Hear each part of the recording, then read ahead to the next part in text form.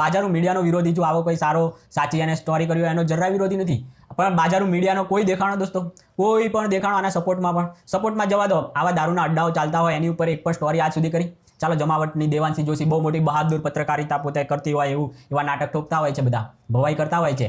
એ news રૂમના જોઈ લો, કિશન ને એ બધા, ને જગદીશ જોઈ લો, વાતોના વડા ઠોકવામાં નંબર 1. પછી પેલો મોટો ગેંગસ્ટરોને છે ને મોટો ભા બનાવનારો પ્રશાંત જોઈ લો, ગેંગસ્ટરોની છે ને આમ પ્રશસ્તિમાં એણે કેટલું દાઉદને મહાન બનાવી નાખ્યો.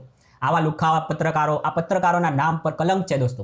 એટલે બહુ જરૂરી છે દારૂબંધી, અને એનો મતલબ એવો જરાય નથી થતો કે તમને દારૂ ના મળે. એ બધાના પાપમાં આ લોકો ભાગીદાર હોય છે. એને ક્યાં ચૂપ રહેવાના પૈસા લેતા હોય, ક્યાં બોલવાના રૂપિયા લઈને આ લોકો પોતાના મીડિયા હાઉસો ચલાવે છે. સરકારો પાસેથી આરટીઆઈથી આપણે તો દેવાંશી જોશી જમાવટની એ વિડીયો મૂકેલી છે, જોઈ લેજો. એને કેટલો રૂપિયો એ ખાય છે સરકાર પાસેથી ડાયરેક્ટ. એ સરકાર એને 5 મિનિટનો વિડીયો બનાવવાના 1.5 લાખ રૂપિયા 5 મિનિટના વિડીયોના. એવા સરકાર એને શું કામ આપે? ભાઈ 5 મિનિટના વિડીયોનો હું કેટલા મિનિટનો આ બની જશે વિડીયો? 9 મિનિટ તો થઈ ગઈ, 9-10 મિનિટ ઉપરનો થઈ ગયો આ વિડીયો. કેટલા રૂપિયા? 2 લાખ રૂપિયાનો વિડીયો થયો. ખાઉધરા બધા ગાંધીના નામે હજુ બી સમાજ ઉપર ભાર બનેલા. આ બધી સંસ્થાઓ ગાંધીની બનાવેલી કે ગાંધીના નામે હજુ પણ સમાજને ઉદયની જેમ કોરી ખાતી, એ બધા કોઈ કામ કરતા નથી, ભ્રષ્ટાચાર કરે છે. અને કોઈ વસ્તુ આમ સમાજમાં રચનાત્મક એમનું યોગદાન નથી, કોઈને રોજગાર નથી મળતો. રામ રામ દોસ્તો, આ એક ભાઈ પત્રકાર છે જયમીન ચાંદેગ્રા. આમણે એક બહુ સારી એવી સ્ટોરી કરી હતી દારૂના અડ્ડાની. કદાચ કોઈએ જોઈ હશે, ના જોઈ હોય તો જોવા જેવી છે. ત્યાં દારૂનો અડ્ડો ચાલતો હતો, જુગાર રમતા હતા, આવું બધું ત્યાં હતું. અને ત્યાં એમણે જઈને ડાયરેક્ટ કેમેરો અને માઇક લઈને પહોંચી ગયા હતા. અને થોડું ઘણું જેટલું શૂટ થાય એવું હતું ને એટલું કર્યું હતું. અને આ આખું વાયરલ થયેલું, ભયંકર વાયરલ થયું. એટલે પોલીસ ઉપર બધા ઉપર સવાલ ઉઠવા માંડે. એમાં પોલીસની બદલી થઈ કે સસ્પેન્ડ થયા ખબર નહીં, પછી બીજા આવ્યા. તો આ ભાઈને જ એમાં પાછા ભેરવી નાખવા માટે, કારણ કે પોલીસ ભાઈ હોય કે જે પણ હશે, કે આ પોલીસને બિચારાને ખબર નહીં હોય કે આવા અડ્ડાઓ ચાલે છે, એના કારણે કદાચ બદલો લેવાની પણ કાર્યવાહી થતી હોય. જે પણ હશે એ દોસ્તો, એ સ્ટોરી બહુ સારી હતી. આ જે દેશી દારૂના અડ્ડાઓ અત્યારે તમને ઘરે બેઠા જ્યારે દારૂ મળી જતો હોય ત્યારે આવા, અને ગરીબ લોકો આવા દેશી દારૂના કારણે બરબાદ થાય છે. એટલે આવી વસ્તુ તો ચાલવી જ ના જોઈએ. પોલીસ પાસે સોનાના ઈંડા આપતી મરઘી છે ને, એને પોલીસને આ બધા મારી નાખે છે. આવા અડ્ડાઓ ચાલતા હોય એટલે આમાં બદનામી પોલીસની થવાની. આવા શું કામ તમે ચાલવા દો છો? આ તમે કરો છો ને એ પાપ છે. પેલું હું પાપ ગણતો જ નથી. તમે હપ્તા ખાઓ, તમે 1000 રૂપિયાની બોટલ ઉપર 1000 રૂપિયા તમે તમારો હપ્તો લો, મને એનો લગરે વાંધો નથી ને કરવું જ જોઈએ. જેટલું દારૂ મોંઘું કરશો ને એટલું સારું છે. પીવાવાળા માટે તો વધારે સારું છે, પ્લસ ગરીબ બરબાદ નહીં થાય. મોંઘો દારૂ હશે તો ગરીબના હાથની બહાર જ રહેશે. એટલે આવા દેશી દારૂના અડ્ડાઓ ક્યાંય ચાલવા જ ના જોઈએ. તમને આરામથી તમને કેટલી સારી સોનાની ઈંડા આપતી મરઘી એવી દારૂબંધી છે. દારૂબંધી બહુ જ ફાયદાકારક છે, 1 નંબર. એના કારણે જેટલા પણ સેફ છે, દારૂડિયાઓ મન ફાવે એમ બહાર નથી રખડતા. આવા બધા ઘણા બધા એના ફાયદા છે. દારૂબંધીનો મતલબ અમુક લોકો એવો ગણી લેતા હોય છે કે દારૂ મળવું જ ના જોઈએ.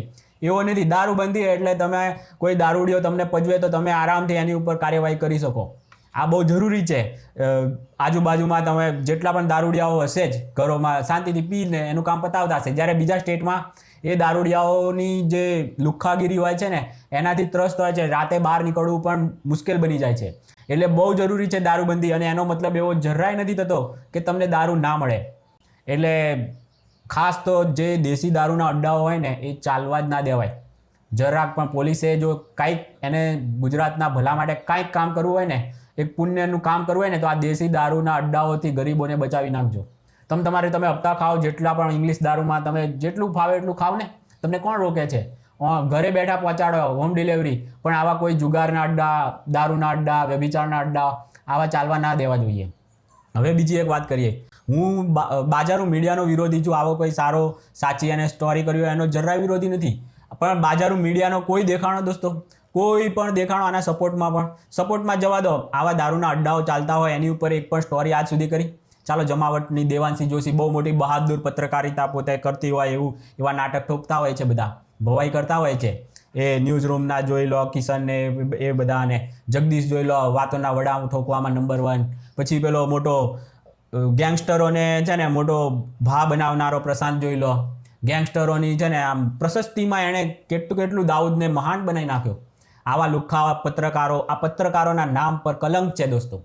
આવી કોઈ સ્ટોરી એની પર 5 કલાક પૂછતાછ કરી હતી ત્યારે આખું દેવાંશી ને બધા એને પૂછવા ગયા હતા કે હે તમારા ઉપર આમ થયું, તમારી પૂછતાછ કરી નાખી, આવું બધું આ બધી કરવા નાટક ત્યાં પહોંચી ગઈ હતી. બધા જ પેલું સોમાનવાળું હોય ને એ બધા તો કે પ્રશાંત તો પત્રકારોનો ભીષ્મ પિતામહ છે. આવી એક સ્ટોરી એણે કરી છે, ભીષ્મ પિતા છે. બોલો, આ ગુંડાઓનું લુખાઓનું તમારી આજુબાજુ એરિયો છે ને નનામી, આ એ પ્રશાંત ઉપર આપણે વાત કરતા હતા.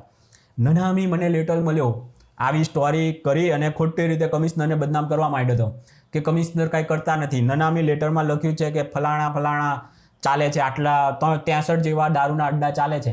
મેં કીધું આ તું પત્રકાર કહેવાય? તું પત્રકાર હોય ને તો 65માંથી 5 જગ્યા જઈને તારે બતાવાય કે જો આ ચાલે છે, 5 મેં હોદ્યા, હવે બાકીના તમે હોદો.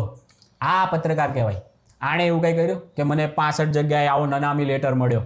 આ નનામી લેટરના નામે આ લોકો બીજાને બદનામ કરે, કમિશનરને બદનામ કરે કે કોઈને બદનામ કરવાની સોપારી લેતા હોય છે. આરામ કરો. આ પત્રકારોના નામ પર કલંક છે. આ કોઈ આ નીચ મારીનાઓ કોઈ સુધરેલા નથી. વિચાર કરતી ગણિકાથી પણ ગઈ ગુજરેલા છે આ પત્રકારોના નામ પર કલંક. ખાલી બદનામ કરવા માટે, લોકોને બદનામ કરવાની સોપારી લઈ અને એના ધંધા બરબાદ કરવા, કેરિયર બરબાદ કરવા, પાટીદાર સમાજને બદનામ કરવો, જે પણ પ્રગતિ કરે, જે પણ રચનાત્મક સમાજમાં યોગદાન કરે એવા સારા વ્યક્તિઓને બદનામ કરવા. આ ઓરિજિનલ ધંધો છે અમદાવાદની બાજારો મીડિયાનો. આ જો એમાંથી એક સારો પત્રકાર છે. આ પણ કદાચ જો વાયરલ થવા તો નહોતું કર્યું ને આવી સ્ટોરીઓ આગળ ચાલુ રાખશે ને, જ્યારે તમે સમાજમાં તમારા સ્ટોરીથી રચનાત્મક ફાયદો થાય. આ એણે કીધું કે એ અડ્ડો બંધ થયો તો એ સોસાયટીવાળાને કેટલો ફાયદો થયો, એ લોકોને નહીંતર નીચે ઉતરવું મુશ્કેલ પડતું હતું ત્યાં બેન દીકરીઓને.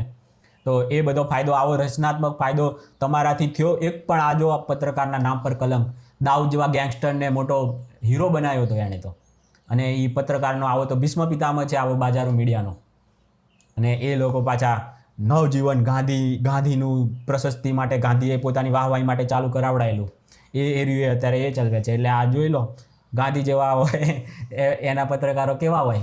હાવ હળી ગયેલી સંસ્થા, હાવ હળી ગયેલી. એનું જ હમણાં એક આવ્યું હતું, એક ખાદીગ્રામ કે એનું આ લોકોએ જ પાછું આ જમાવટ મીડિયાને એણે જ બતાવ્યું હતું.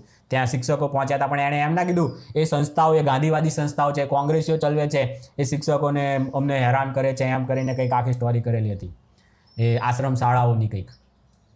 એ ત્યારે એમ ના કીધું કે આ ગાંધીઓ. બાકી આશ્રમ શાળાઓ એટલી જોરદાર ચાલે છે. પરેશ ધાનાણી કે એવું કંઈક છે ને, એ વ્યક્તિ ખુદ બતાવે છે વિડીયોમાં લાઈવ. એ પણ એક સમાજસેવક એક્ટિવિસ્ટ છે. એ બતાવે છે આશ્રમ શાળાઓ કેટલી સુપર ચાલે છે. તો આ આશ્રમ શાળાઓ જે ગાંધીના જે છે ને ખાઉધરા, બધા ગાંધીના નામે હજુ બી સમાજ ઉપર ભાર બનેલા આ બધી સંસ્થાઓ ગાંધીની બનાવેલી કે ગાંધીના નામે હજુ પણ સમાજને આમ ઉધઈની જેમ કોરી ખાતી, એ બધા કોઈ કામ કરતા નથી, ભ્રષ્ટાચાર કરે છે. અને કોઈ વસ્તુ આમ સમાજમાં રચનાત્મક એમનું યોગદાન નથી, કોઈને રોજગાર નથી મળતો હરખા. એ ગાંધીના નામે જેટલા પણ ચાલે છે એ બધા શટર પાડી દેવા જોઈએ. ગાંધી જેવા વ્યક્તિના નામ પર કોઈ વસ્તુ ચાલે જ એ જ બહુ મોટું આમ દૂષણ કહેવાય. એટલે એ બધું બી બંધ થયા તો આડે પાટે જતી રહી. પણ આ બાજારો મીડિયાની વાત કરીએ હતા આપણે દોસ્તો, તો બાજારો મીડિયાનો કોઈ પત્રકારે આવા દારૂના અડ્ડા એક પણ બંધ કરાવ્યા? અને પ્રશાંત તો કહેતો હતો કે 63 અડ્ડા ચાલે છે. તો 63માંથી આ બધા જ જેટલા પણ ગુ સમાચાર હોય, ભાસ્કર હોય, સંડાસ હોય, આ બધા કેટલા પ્રિન્ટ મીડિયા જોઈ લો, ઇલેક્ટ્રોનિક મીડિયા જોઈ લો, કોઈને પણ આવા અડ્ડા દેખાતા નહીં હોય ચાલતા હોય. તો એવું નથી દોસ્તો, આ બધા ક્યાં તો ડરપોક છે, ક્યાં તો એમાં એ લોકો ભાગીદાર બની જતા હોય છે. એ બધાના પાપમાં આ લોકો ભાગીદાર હોય છે. એને ક્યાં ચૂપ રહેવાના પૈસા લેતા હોય, ક્યાં બોલવાના રૂપિયા લઈને આ લોકો પોતાના મીડિયા હાઉસો ચલાવે છે. સરકારો પાસેથી, આરટીઆઈથી આપણે તો દેવાંશી જોશી જમાવટની એ વિડીયો મૂકેલી છે, જોઈ લેજો. એને કેટલો રૂપિયો એ ખાય છે સરકાર પાસેથી ડાયરેક્ટ. એ સરકાર એને 5 મિનિટનો વિડીયો બનાવવાના 1.5-2 લાખ રૂપિયા 5 મિનિટના વિડીયોના. એવા સરકાર એને શું કામ આપે ભાઈ? 5 મિનિટના વિડીયોનો આ હું કેટલા મિનિટનો આ બની જશે વિડીયો? 9 મિનિટ તો થઈ ગઈ, 9-10 મિનિટ ઉપરનો થઈ ગયો આ વિડીયો. કેટલા રૂપિયા? 2 લાખ રૂપિયાનો વિડીયો થયો. આ થાય 2 લાખ રૂપિયાનો વિડીયો. પણ આ દેવાંશી જોશી ને આ બધા જ જેટલા પણ પત્રકારોના નામ પર કલંક બની બેઠા છે. સરકારો પાસેથી એવા રૂપિયા લઈને આવી જે સાચી રચનાત્મક સમાજનું કામ કરવાનું ને એવું નથી કરતા. એ ગીધડાઓ તો બિચારા પરિવારના લોકો, આ વિમાન પડી ગયું એમાં કેટલા રોતા હતા. એ ગીધડાઓ ત્યાં પહોંચી જાય, રોતા બતાવે, કારણ કે એનાથી એ વાયરલ થાય, વ્યૂ આવે એમને.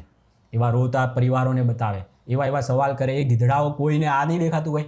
એ વિમાન પડ્યું ત્યારે તો એ બધા બિચારા દુઃખી હતા અને ત્યાં માઇક ઠૂસી દે મોઢામાં માઇક ઠૂસી દે એ જગ્યાએ બોલો. ત્યાં એને એમની હેલ્પ કરવાની હોય ત્યાં એનો કન્ટેન્ટ બનાવવા પહોંચી જાય. આ જમાવટ મીડિયાવાળા જ પહોંચ્યા હતા. તો આવી નીચમાં નીચ કક્ષાએ આપણને એમ થાય કે આનાથી તો નીચ કક્ષાએ નહીં જ જાય ને, પણ એ તમને ખોટા સાબિત કરે. આ બાજારું મીડિયા છે, એ તમને ખોટા સાબિત કરે કે આનાથી અમે નીચે હજુ જઈશું. એટલી ભયંકર ગંદકીથી ભરેલું છે આ અમદાવાદનું જે સ્ટુડિયો લઈને બેઠા છે ને, સ્ટુડિયોના પૈસા પોસાય જ નહીં દોસ્તો. રિયાલિટી આ છે. 2 નંબરની કમાણીથી જે બધું ચાલે છે, આ જેટલું પણ આ બાજારો મીડિયાનું તંત્ર ચાલે છે ને. અને જે બીજું છે એ આવું ગાંધીના નામે ચાલતું આવ્યું છે ફંડવાળું, ગાંધીના ટ્રસ્ટથી એને નીચોવે છે આ પ્રશાંત જેવા. પોતાના દમ પર સાચી સ્ટોરી પર એ કોઈ કામ કરતા જ નથી, બસ લોકોને બદનામ કરવાના સ્ટુડિયોમાં બેસીને. આ જ ધંધો છે. નાની ઉપર અવાજ ચાલુ જ રહેશે દોસ્તો. અને આ સારો પત્રકાર હતો જયમીન ચાંદેગ્રા. પોલીસને પણ વિનંતી છે, ખોટા ફીટ કરશો નહીં. સાચા છે એની સામે બોલો ને ભાઈ. જે સાચા કલંક છે પત્રકારના નામ પર હોપારીઓ લઈ અને લોકોને સમાજોને બદનામ કરે છે, સમાજના અગ્રણીઓને બદનામ કરે છે. આ જ એને લોકોનો ધંધો લઈને બેઠા છે, એને હળી કરો ને. પણ એ બધા પાર્ટનર બની જાય ખોટા ધંધાઓમાં, એટલે પોલીસ પછી હાથ કેવી રીતે અડાડી શકે. પણ જો આ બીજાને સ્ટોરીઓ હવે ઓછી કરશે, પણ દારૂના અડ્ડાઓ હોય, વ્યભિચારના હોય, જુગારના અડ્ડા હોય, તો આ બધામાં ત્યાંના લોકોએ જ વિડીયો બનાવીને મૂકવાના હતા. પત્રકાર તો ઠીક છે ગયો એણે સ્ટોરી બનાવી, પણ ત્યાંના લોકો ડરીને બહાર નીકળતા અચકાતા હતા. તો એક વિડીયો બનાવીને જાતે જ વાયરલ કરો ને ભાઈ. સોશિયલ મીડિયા જેવું તાકાતવાર કોઈ વસ્તુ છે જ નહીં. તમારી આજુબાજુ ક્યાંય પણ દારૂના આ બધા અડ્ડાઓ ચાલતા હોય તો એક વિડીયો બનાવીને નાખી દો, એની આપોઆપ વાયરલ થઈ જશે. તમારે કોઈ પત્રકારોની ને કોઈની તમારે છે ને એ કરવાની જરૂર જ નથી. એની પગચંપી કરવાની, એ તમે હિસાબ કરો બાપા કરવાના, ગોપાલ જેવાના ઢીકણા અને પૂછડા એની ઉપર બી બનાવવાનો છે. એ પેલો ઈમેલ બનાવે, હું એનું સોલ્યુશન બતાવું તમને. આવા વચેટિયા કોઈને તમારે કોઈ પ્રશ્નો મોકલવાની જરૂર જ નથી. ડાયરેક્ટ તમે તમારા પ્રશ્નો મૂકો, ડાયરેક્ટ તો જ સોલ્વ થશે. આ વચેટિયાઓ તો છે ને માલ પુઆ ખાઈ અને પછી નીકળી જશે. તમારા સવાલો ઉપર જેન્યુઇન સવાલ હોય પણ એને દલાલી કરતા આવડી જાય કે જો આ સ્ટોરી આવી છે, મને આપી દે આટલો હિસ્સો, હું ચૂપ થઈને નીકળી જાઉં આગળ. આ રીતનો આ ધંધો છે એમનો. પણ બિચારા ભોળા ગુજરાતીઓ, એમને ખબર નથી, એમને બેવકૂફ બનાવે. 6000 કરોડનું કૌભાંડ મેં પકડ્યું. આવી બધી સ્ટોરીઓ બોલો. 6000 કરોડનું કૌભાંડ મેં પકડ્યું. એ સ્ટોરી ક્યાં થઈ ગઈ? પૂછો તમે લોકોને કે 6000 કરોડ રૂપિયાનું ક્યાં ગયું ભાઈ? તો ચાલો દોસ્તો, બીજા કોઈ વિડીયોમાં મળીએ. ત્યાં સુધી રામ રામ.